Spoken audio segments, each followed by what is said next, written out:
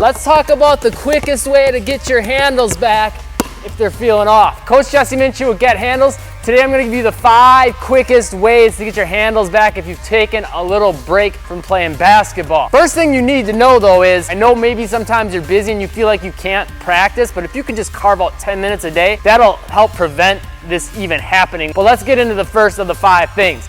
And it's to just take the basketball and try to palm it. Now I know some of you guys can't palm the basketball, so all you're gonna do is have your hand under the basketball with one hand and just squeeze your fingers into the basketball as hard as you can.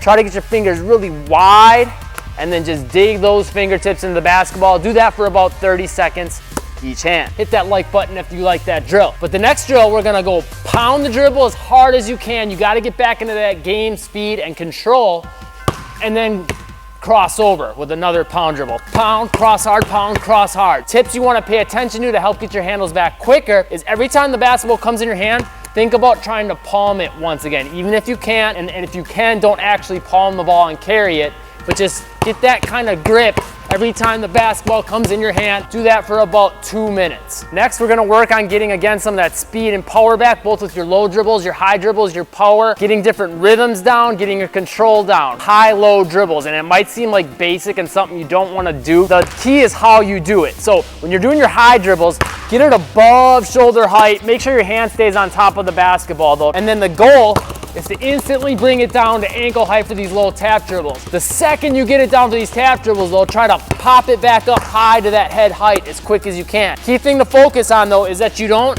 have your hand come under the basketball and lift it up. That's not what we're trying to do, developing a carry by doing that. We're trying to get your power back. You wanna make sure from this low dribble you pop it hard by using that wrist and that elbow. Trying to minimize having any dribbles in this space here. You want them all here or up here, 10 times each hand. For a lot of players, maybe the actual ball control and speed is feeling right, but something still just feels off, or maybe you're not being effective in games. A lot of times it's gonna be because of your feet. A drill you can do to get that footwork back and work on the main patterns you'll usually use with your dribble moves is to go between the leg scissors, between the legs 3 times, dribble and step out, and then repeat.